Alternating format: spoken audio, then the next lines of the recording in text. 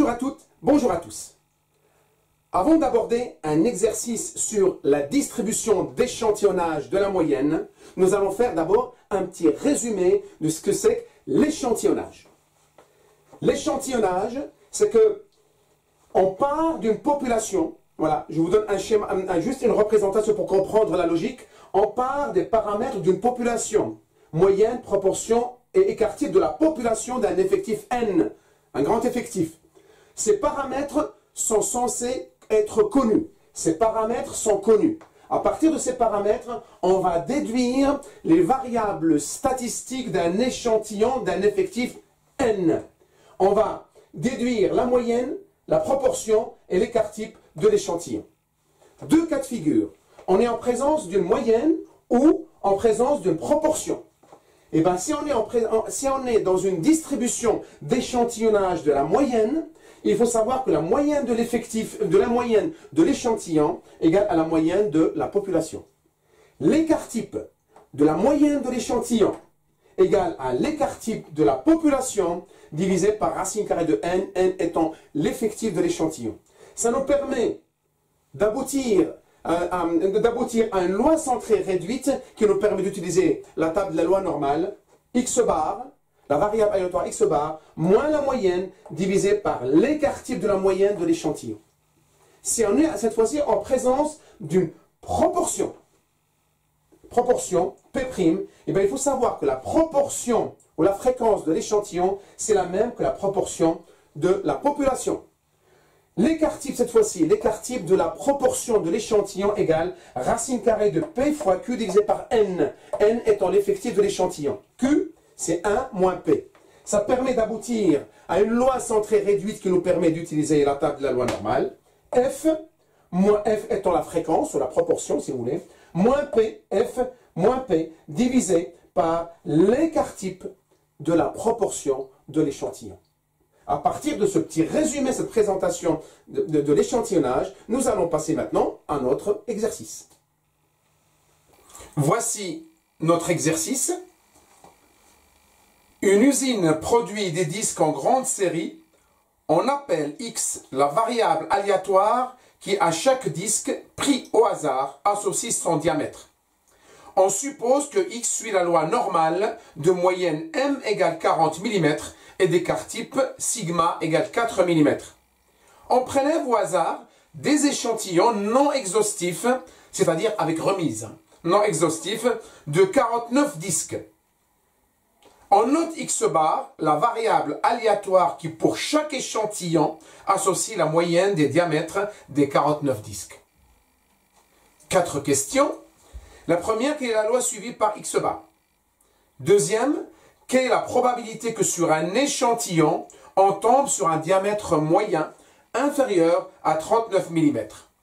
Troisième question, quelle est la probabilité que sur un échantillon, on tombe sur un diamètre moyen supérieur à 41 mm? Et enfin, quatrième question, quelle est la probabilité que sur un échantillon, le diamètre moyen soit compris entre 39 mm et 41 mm? Sans tarder, nous passons à la correction. Qu'est-ce qu'on a comme données? D'abord, nous avons l'effectif de l'échantillon, N égale 49.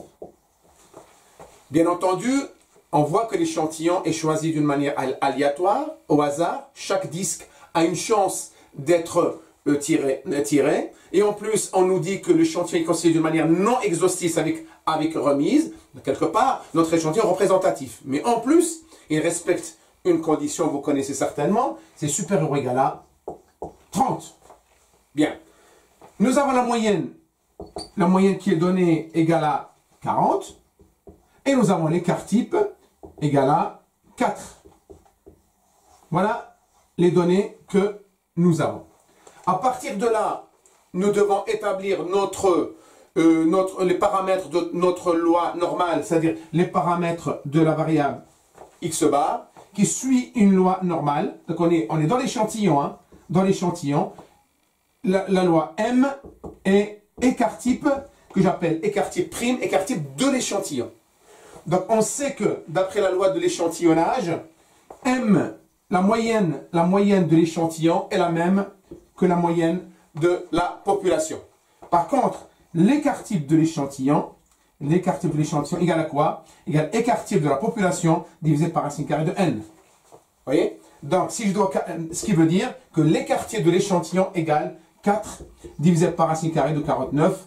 D'accord? Ça fait 4 divisé par 7. Et là, on trouve égal, égal à 0,57. Voilà, 0,57. D'accord? 0,57. Donc, on peut établir les paramètres de notre variable, de la loi normale de notre variable aléatoire x bar. Donc, on peut l'écrire là. Hop.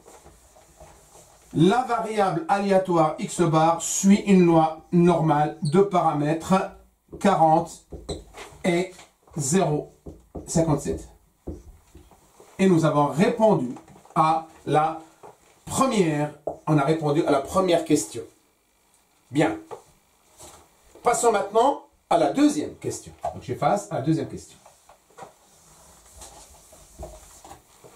Donc je vais l'écrire là, je vais écrire les paramètres là, comme ça ils vont nous servir. Donc les paramètres c'est x bar suit une loi normale de paramètres 40 et on a dit 0,57. Pourquoi? Ces paramètres nous permettent d'établir notre loi centrée réduite, x bar moins la moyenne, divisé par l'écart type, d'accord, a pour paramètre 0 et 1. Ça nous permet d'utiliser la table de la loi normale. Bien, deuxième question, on nous dit quelle est la probabilité que sur un échantillon, on tombe sur un diamètre moyen inférieur à 39? C'est-à-dire, on nous demande de calculer P de x bar inférieur à 39. Donc, je fais appel à la loi centrée réduite. Hein, P de x bar moins 40 divisé par 0,57 inférieur à 39 moins 40 divisé par 0,57. Ça fait P2. Là, si je vais appeler ça T. Hein, P de T inférieur à quoi? 39 moins 40 divisé par 0,57. Et ça nous fait moins 1,75. Donc, vous voyez? Donc là, on est dans un théorème, dans un cas où P de T inférieur à moins A. Là, égal à quoi? Donc, je fais appel à un des théorèmes de la loi normale pour pouvoir utiliser la table de la loi normale. Donc, ça égal à quoi? 1 moins pi de 1,75. Ça fait quoi? Ça fait 1 moins pi de 1,75. Pi de 1,75, ça fait 0,9599,4. Donc, vous faites appel à la table de la loi normale. Là, vous trouvez ça. Et notre résultat égale 0,0406. Voilà, 4006. Eh bien, donc, il y a à peu près 4% de chance de tomber sur un disque dont la moyenne est inférieure à 39 mm. Voilà notre deuxième question. Probabilité, c'est 0,04. Bien. On passe à la troisième question. Je vous laisse regarder. Hop, et j'efface. Je passe à la troisième question. Il n'y a rien de compliqué. Hein. Voilà. Troisième question. Cette fois-ci, on nous demande de calculer la probabilité. Quelle est la probabilité que sur un échantillon, on tombe sur un diamètre moyen de supérieur à 41 mm. Donc, on veut calculer P de x bar supérieur à 41. C'est la même chose, je fais appel à la loi centrée réduite. Hein. P de x bar moins 40 divisé par 0,57 supérieur à quoi? 41 moins 40 divisé par 0,57. Ça nous fait P de t supérieur à 41 moins 40 divisé par 0,57. Normalement, je dois tomber sur 1,75. D'accord? Et là, pareil. Donc, je fais appel à la règle de la loi normale, parce qu'en fait, on sait que dans la table de la loi normale, ça dit inférieur à A. Et bien, ça égale à quoi? 1 moins pi de 1,75 égale à quoi? Donc, ça fait 1 moins 0,95 994, ce qui nous donne 0,0406. Aussi, même résultat que la question numéro 2. Donc il y a 4% de chance de tomber sur un disque dont le diamètre moyen est supérieur à 41 mm. On passe maintenant à la 4e question. Hop. Et la 4e question, quelle est la probabilité que sur un échantillon, le diamètre moyen soit compris entre 39 mm et 41 mm? C'est-à-dire, on nous demande de calculer, donc c'est la 4e question, on va calculer x bar inférieur à quoi? À 39 et 41. Voilà, 39 mm, 41.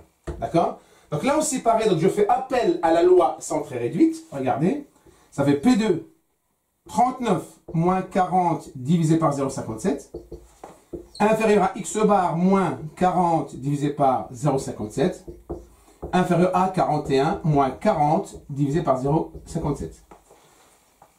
On calcule là, on trouve moins 1,75, inférieur à, ça j'appelle ça T, et inférieur à 1,75. Et là, on tombe sur la forme moins A inférieur à T, inférieur à plus A. Vous voyez? Moins A, inférieur à T, A plus A. Le T est compris entre moins A et plus A. Et là, on connaît la formule. Donc, vous la connaissez certainement. Ça égale à quoi? Égale à 2 pi de A moins 1. Vous voyez? Ça. 2 pi de A moins 1. Je vais l'appliquer là. Je l'applique là. Donc là, ça fait 2 pi de 1,75 moins 1. Et bien, dans la table de la loi normale, vous cherchez pi de 1,75. D'accord? 2 pi de 1,75. Vous le multipliez par 2 et vous enlevez 1. Et normalement, vous devez trouver égal à 0,91 988. Donc, il y a 92% à peu près de chances de tomber sur des disques dont le diamètre moyen, je parle de l'échantillon, le diamètre moyen est compris entre 39 mm et 41 mm. Nous avons répondu aux 4 questions, mais je tiens juste à apporter une petite précision, une petite remarque. Vous l'avez certainement vu aussi, remarqué aussi. Donc, je vais effacer là. Et bien, regardez. Donc, je vais effacer. Qu'est-ce qu'on a calculé, si vous voulez? Qu'est-ce qu'on a calculé? On a calculé le diamètre, là on a 39, 41. On a calculé la probabilité inférieure à 39 mm. C'était la question numéro 2. On a calculé la probabilité du diamètre supérieur à 41 mm. C'est la question numéro 3. Et on a calculé, dans la 4e question, la probabilité entre 39 et 41. Et bien, si vous additionnez les différentes probabilités qu'on a trouvées, bien entendu, vous trouvez 1, c'est-à-dire 100%, ce qui est normal.